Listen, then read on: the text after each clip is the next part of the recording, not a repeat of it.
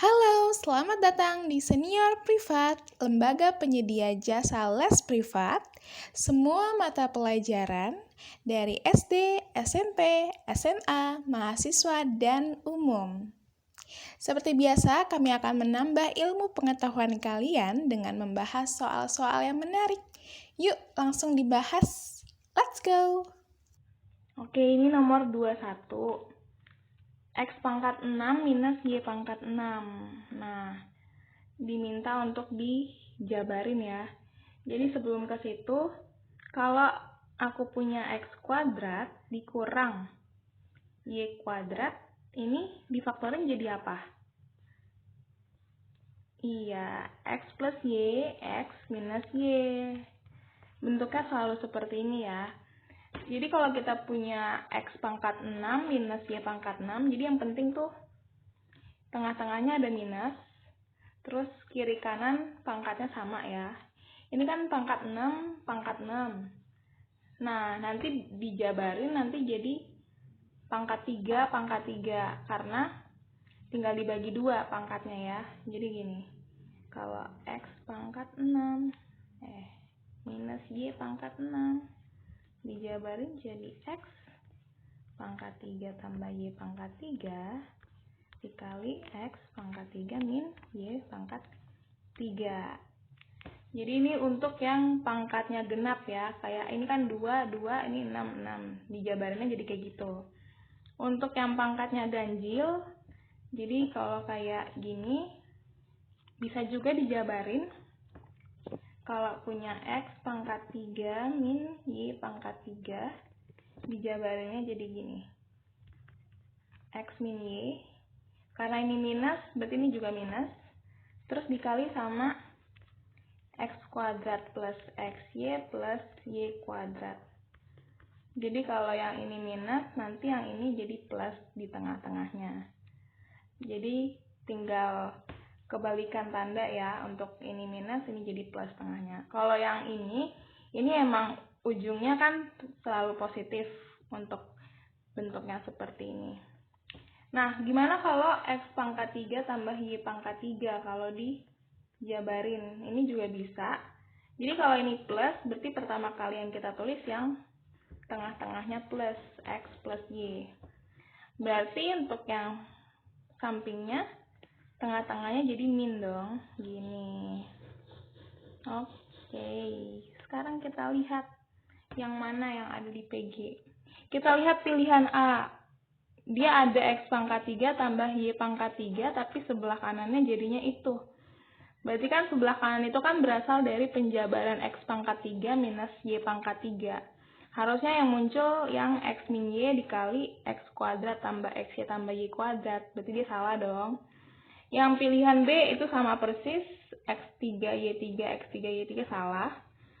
Yang C, nah ini juga. Kalau misalkan X kuadrat tambah Y kuadrat kan nggak ada tengahnya tuh, jadi salah juga ya. Yang D itu pangkat 4, nah jelas salah. Lah, yang sekarang yang E nih, dia udah ada X pangkat 3 tambah Y pangkat 3. Nah, sebelahnya berarti penjabaran dari X pangkat 3 minus Y pangkat 3. Penjabarannya yang ini kan. Nah, kalau dilihat sama ya, X kuadrat tambah XY tambah Y kuadrat dikali X minus Y. Jadi jawabannya yang E ya. Oke, nomor 22. Berapa nilai dari bilangan positif P? Pernyataan 1, P habis dibagi 7. Pernyataan 2, P hanya bisa dibagi oleh 2 bilangan bulat positif. Putuskan apakah pernyataan tersebut cukup untuk menjawab. Oke. Kalau kita pakai pernyataan 1, P habis dibagi 7, artinya kan P itu adalah bilangan kelipatan 7. Kelipatan 7, terus dari awal kan dia udah bilang kalau P itu adalah bilangan positif. Berarti kelipatan 7, mulai dari 7, terus 14, terus 21, dan seterusnya. Ada banyak dong kemungkinan nilai untuk P. Jadi kalau pernyataan 1 aja dipakai belum ya, belum cukup untuk menjawab. Terus kalau kita pakai pernyataan 2, P hanya bisa dibagi oleh 2 bilangan bulat positif. Kalau kita pakai hanya pernyataan 2, ada begitu banyak ya bilangan yang hanya bisa dibagi oleh 2 saja bilangan bulat positif. Tapi sekarang kita pakai dua-duanya nih, pernyataan 1, kita pakai juga pernyataan 2. Nah, kita pakai nih, cobain dari angka 7 ya. Angka 7 itu bisa dibagi oleh bilangan bulat positif apa aja? Pasti dia bisa dibagi oleh bilangan bulat 1. Bisa dibagi 1 kan, 7. Terus sama bisa dibagi oleh dirinya sendiri. Berarti dia udah bisa dibagi oleh 2 bilangan bulat yang positif dong. Nah, kalau 14 gimana? 14 kan bisa dibagi 1. Terus, bagi 2 bisa nggak? Bisa juga dong. Bagi 7? Bisa. Sama, terakhir dibagi sama dirinya sendiri, 14. Berarti kalau 14 itu dibagi oleh ada 4 bilangan bulat positif. Tapi kan dia maunya 2 bilangan bulat positif. Jadi, dapat P-nya 7 gitu. Maka jawabannya 2 pernyataan bersama-sama cukup C ya. Nah, ini nomor 23. X dan Y adalah bilangan bulat positif. Apakah X tambah Y genap? Putuskan apakah cukup untuk menjawab. Oke. Kalau pakai pernyataan yang pertama, X kali Y genap. Nah, ini bisa ada beberapa kemungkinan. Genap itu kalau perkalian dari genap sama genap ya kan. Kalau X-nya genap, terus Y-nya juga genap. Nah, bisa juga kalau perkalian genap sama ganjil. X-nya genap, Y-nya ganjil. Terus kemungkinannya juga bisa kebalikannya dong. Kalau X-nya yang ganjil, Y-nya genap. Kita lihat, kalau X tambah Y jadi gimana? Kalau X genap, Y genap, kalau ditambah kan jadinya genap. Tapi kalau X-nya genap, Y-nya ganjil, ditambah hasilnya jadi ganjil ya kan? Ataupun kebalikannya ganjil tambah genap, hasilnya jadi ganjil. Berarti putuskan pernyataan 1, berarti jadi tidak cukup. Karena kita tidak tahu pakai yang mana. Oke. Sekarang kalau kemungkinan yang kedua, X per Y genap. Oke, X dibagi Y itu genap. Berarti bisa aja genap dibagi genap ya. Berarti X-nya pertama bisa genap, yang kedua Y-nya bisa genap. Terus bisa juga kalau X-nya genap, Y-nya ganjil. Contoh 6 dibagi 3 sama dengan 2 ya kan. Nah, berarti bisa juga X-nya genap, Y-nya ganjil. Kalau ganjil bagi ganjil, hasilnya ganjil ya, 9 bagi 3. Kalau ganjil bagi genap,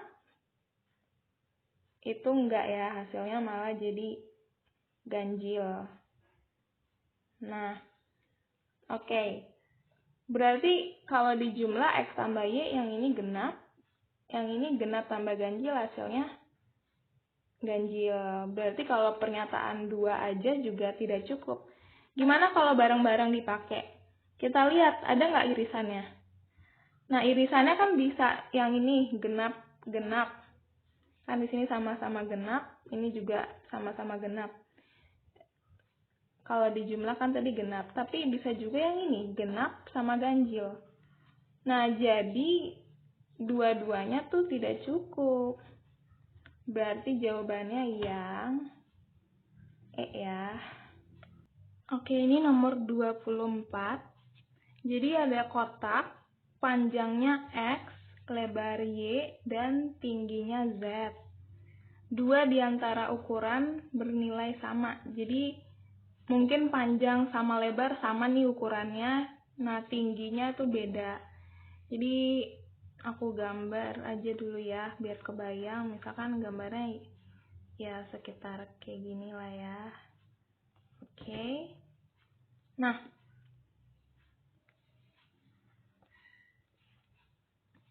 terus yang pertanyaannya ini berapa luas permukaan kardus? Jadi kan kardus punya ada 6 bidang ya. 1, 2, 3, 4, 5, 6. Oke. Kalau pakai pernyataan 1, salah satu bidangnya 9. Kalau kita pakai itu, 9 itu kan perkalian dari bisa 1 kali 9. Nah, kalau 1 kali 9, misalkan panjangnya itu 1, lebarnya itu 9. Terus kan dia bilang 2 di antara ukuran tersebut bernilai sama. Misalkan yang satu lagi supaya sama 9 deh ukurannya ya. Berarti yang bidang alas itu kan luasnya 9. Akan sama dengan bidang tutupnya yang atas 9 juga kan. Berarti kalau kita cari luas permukaannya kan jadi 2 kali 9. Terus yang samping-sampingnya itu luasnya itu 9 kali 9, 81. Ada 4 kan yang sama. Jadi 4 kali 81. Ini kalau 1 kali 9. Bisa aja kan 9 itu dari 3 kali 3. Cuman kalau nanti kamu pakai 3, terus 3, mereka berdua kan udah sama tuh ukurannya. Berarti sisanya si tinggi angkanya harus beda sendiri. Beda sendiri kan bisa angka berapa aja ya. Nah, jadi nggak bisa dicari dong luas permukaannya kalau pakai 3 kali 3. Nah, kalau pernyataan 2, luasnya 81. 81 itu kan bisa aja 1 kali 9, 1 kali 81, terus bisa aja 9 kali 9, 3 kali 27, dan banyak lagi. Karena banyak kemungkinan kan kalau pernyataan 2 aja dipakai, tidak cukup dong. Gimana kalau kita barengin pernyataan 1 sama pernyataan 2? Berarti supaya bareng, ini kan udah muncul nih tadi yang 4 bidang tadi luasnya 81.